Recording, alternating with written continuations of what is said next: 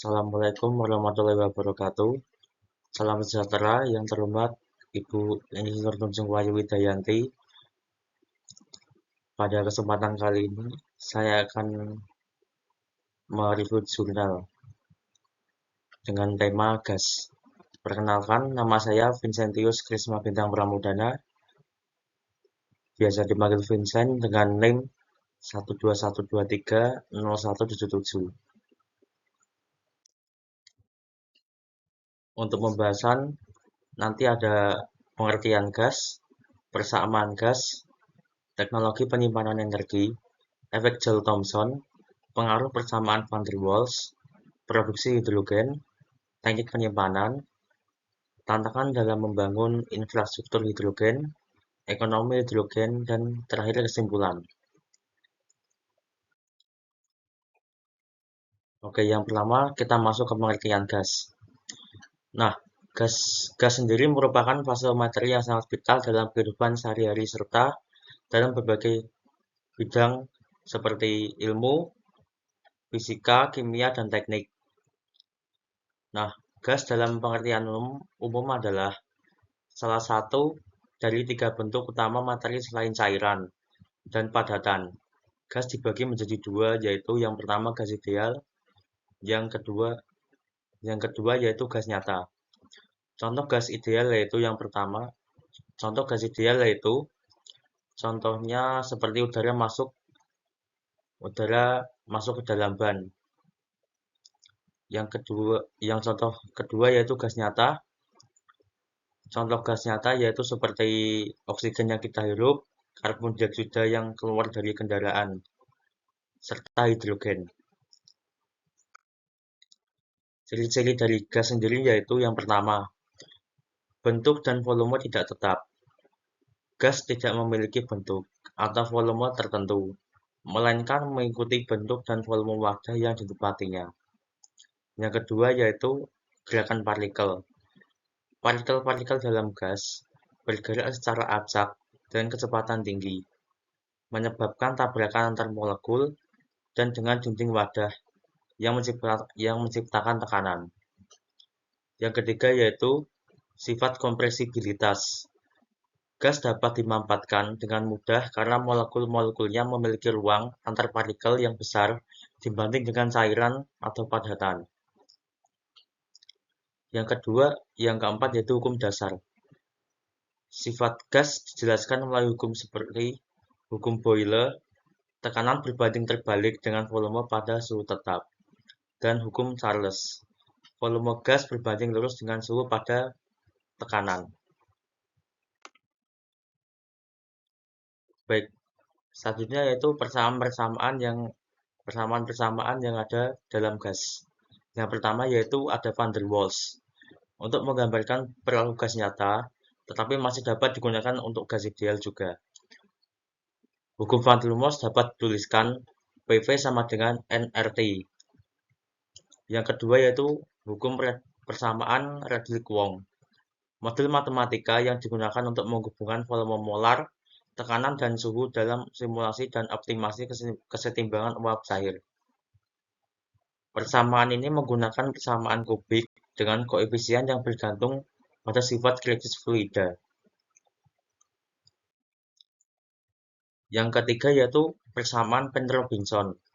Persamaan yang memberikan perkiraan yang lebih akurat mengenai perilaku gas di bawah suhu kritis dengan menggabungkan parameter seperti faktor insentrisitas dan konstanta seperti A dan B.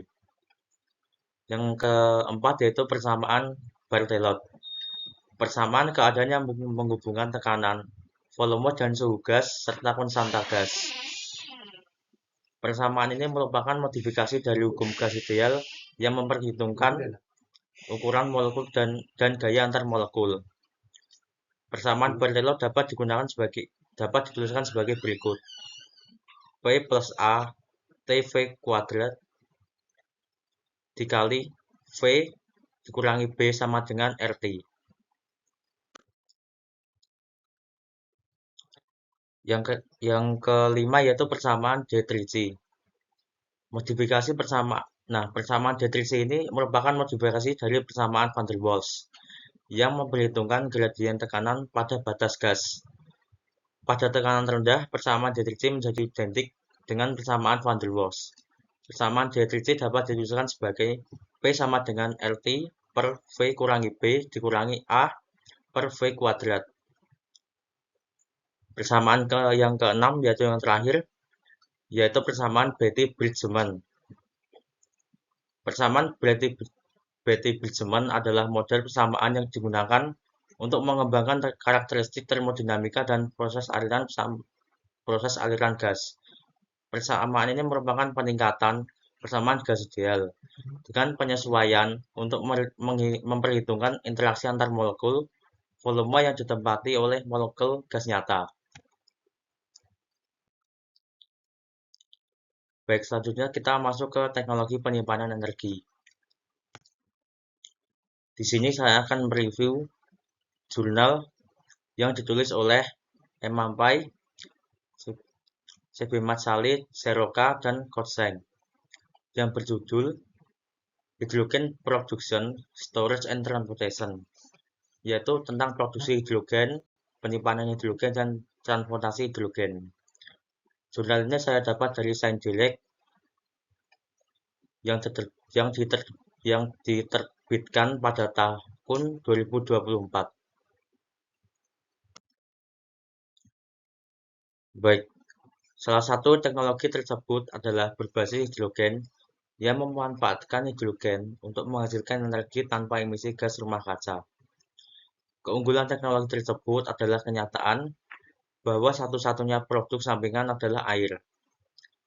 Penyimpanan yang efisien sangat penting untuk penerapan praktis hidrogen. Ada beberapa teknik untuk menyimpan hidrogen, masing-masing dengan kelebihan dan kekurangan tertentu. Dalam penyimpanan hidrogen gas hidrogen dikompresi dan disimpan pada tekanan tinggi, yang membutuhkan bejana bertekanan yang kuat dan mahal. Dalam penyimpanan hidrogen cair, hidrogen dapat didinginkan hingga suhu yang sangat rendah dan disimpan sebagai cairan yang membutuhkan banyak energi. Baik, di sini saya akan menjelaskan dahulu mengenai efek Joule-Thomson.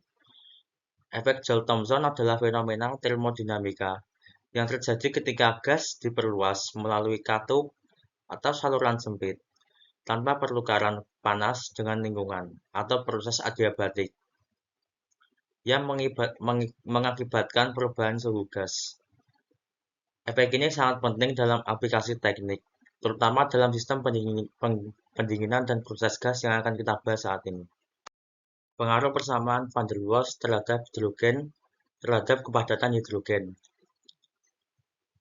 Pada tekanan tinggi, interaksi antar molekul lebih signifikan, dan kepadatan hidrogen yang dihitung menggunakan persamaan van der Waals akan lebih tinggi dibandingkan dengan model gas ideal.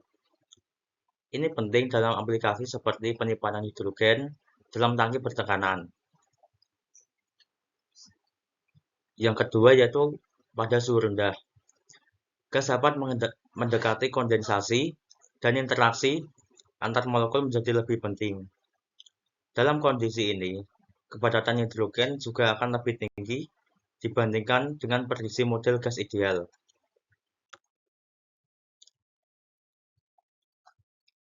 Selanjutnya yaitu produksi hidrogen.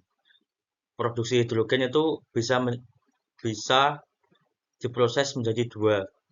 Yang pertama yaitu elektrolisis. Proses ini dianggap lebih bersih, tetapi kurang efisien dibandingkan metode konvensional lainnya. Penelitian sedang dilakukan untuk meningkatkan efisiensi dan mengurangi biaya elektrolisis. Yang kedua yaitu ada reformasi gas alam. Saat ini, sebagian besar hidrogen diproduksi melalui proses ini, tetapi menghasilkan emisi karbon. Penelitian tentang penangkapan karbon untuk mengurangi dampak lingkungan sedang berlangsung. Selanjutnya yaitu efisiensi dan tantangan metode dalam proses metode elektrolisis. Yang pertama yaitu efisiensi energi.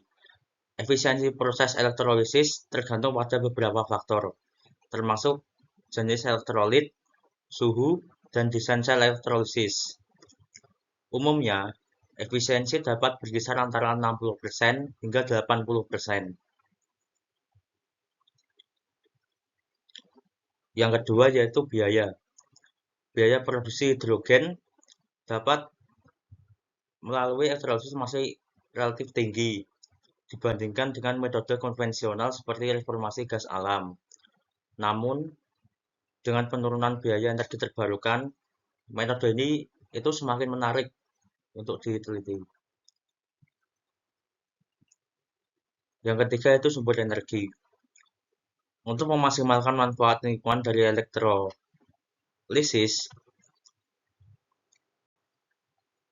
penting untuk menggunakan sumber energi terbarukan seperti tenaga surya atau angin untuk menyediakan listrik.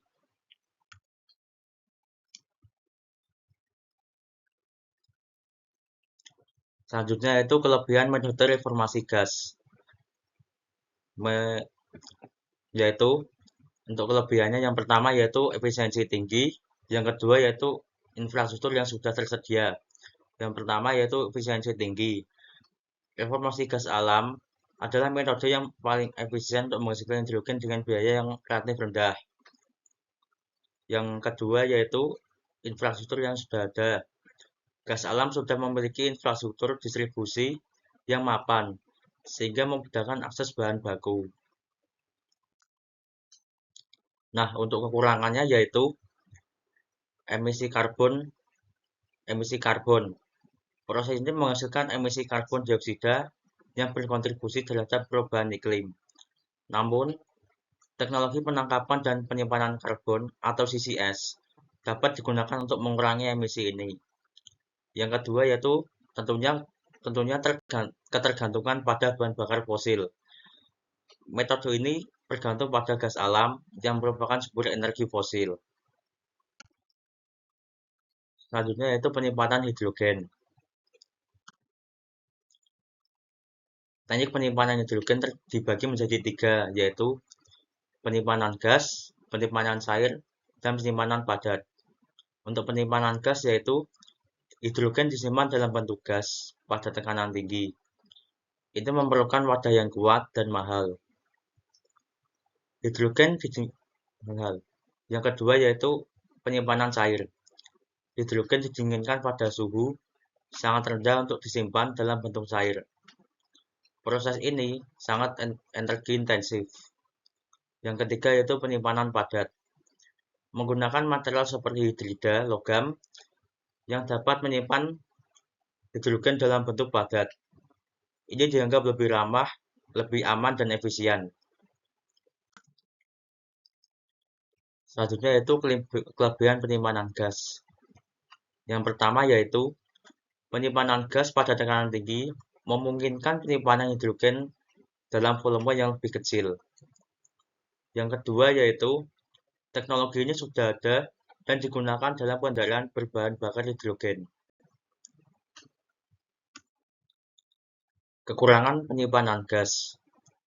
Yang pertama yaitu memerlukan wadah yang mahal dan kuat untuk menahan tekanan tinggi. Yang kedua yaitu risiko kebocoran dan ledakan jika tidak ditangani dengan benar dan profesional. Selanjutnya yaitu kelebihan dan kekurangan penyimpanan cair. Keuntungannya yaitu dibagi menjadi 2. Yang pertama yaitu densitas energi volumetrik lebih tinggi dibandingkan dengan penyimpanan gas pada tekanan tinggi. Yang kedua yaitu cocok untuk aplikasi yang memerlukan penyimpanan hidrogen dalam jumlah besar. Kerugian pun dibagi menjadi 2. Yang pertama yaitu proses pendinginan menjadi sangat intensif. Yang kedua yaitu memerlukan infrastruktur khusus untuk penyimpanan dan transportasi. Selanjutnya yaitu material yang digunakan dalam penyimpanan gas padat. Yang pertama yaitu hidrida logam. Menggunakan logam seperti magnesium, titanium, atau nikel yang dapat menyerap hidrogen dan membentuk senyawa hidrida. Yang kedua yaitu karbon aktif. menggunakan struktur porus untuk menyerap hidrogen. Yang ketiga yaitu material berbasis nanomaterial, menggunakan nanostruktur untuk meningkatkan kapasitas penyimpanan. Selanjutnya ada juga kelebihan dan kekurangannya. Keuntungan dibagi menjadi dua, yaitu penyimpanan padat lebih aman dan stabil dibandingkan dengan penyimpanan gas atau cair. Yang kedua yaitu densitas energi yang lebih tinggi dalam volume yang lebih kecil. Kerugian dibagi menjadi dua juga, yaitu yang pertama, proses pengisian dan pengosongan hidrogen dapat lebih lambat dibandingkan dengan penyimpanan gas.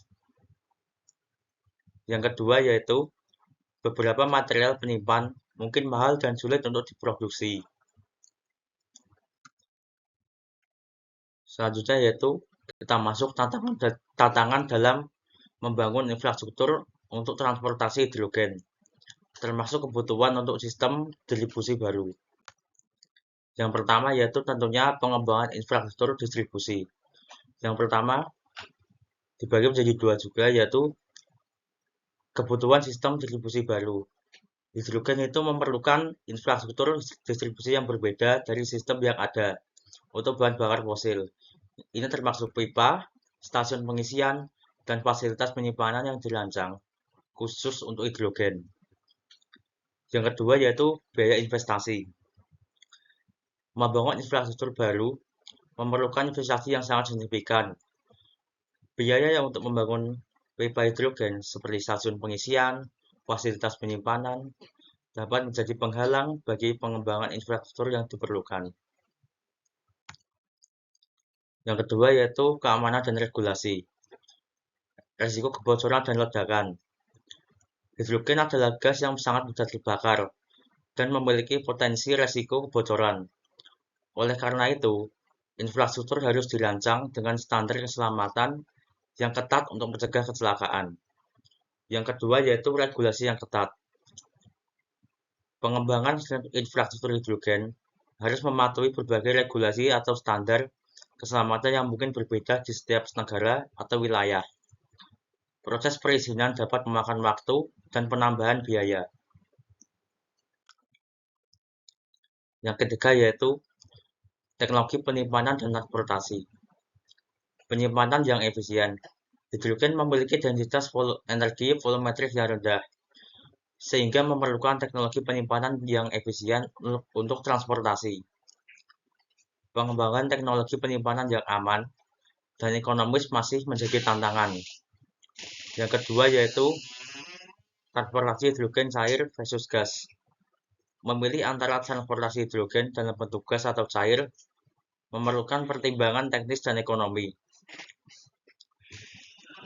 Transportasi hidrogen cair memerlukan infrastruktur kriogenik yang mahal, sementara transportasi gas memerlukan tekanan tinggi. 4. Integrasi dengan sistem energi yang ada. Keterhubungan dengan jaringan energi.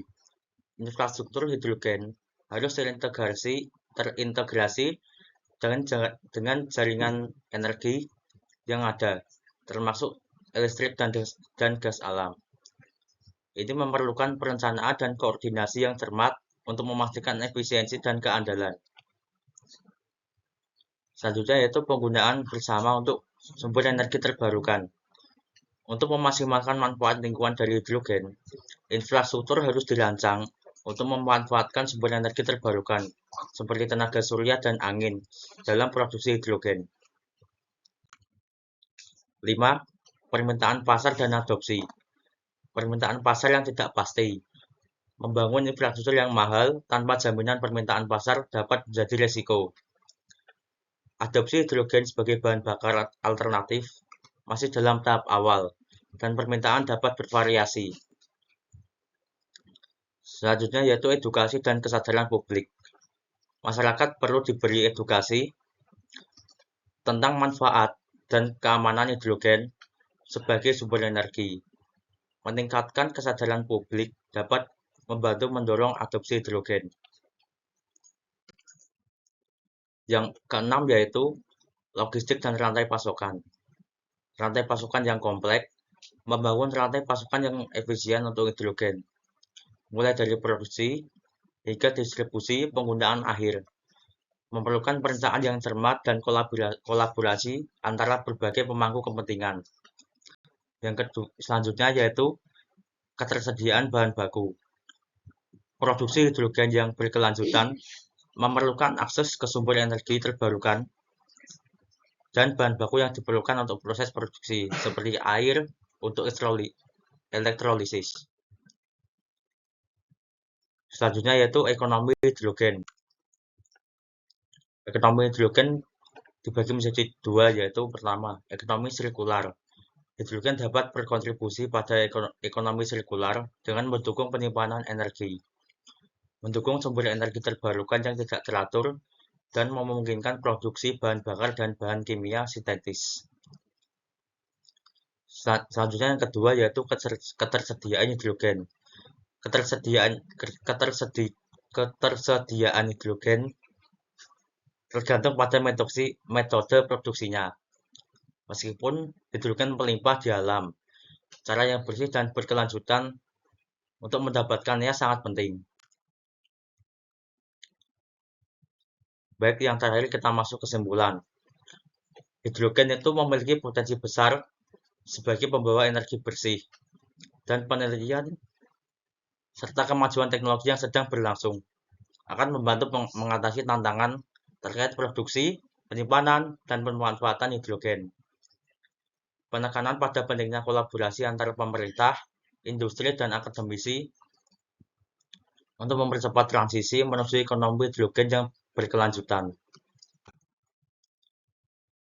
Sekian penjelasan review jurnal dari saya. Mohon maaf bila ada kesalahan. Saya akhiri. Wassalamualaikum warahmatullahi wabarakatuh.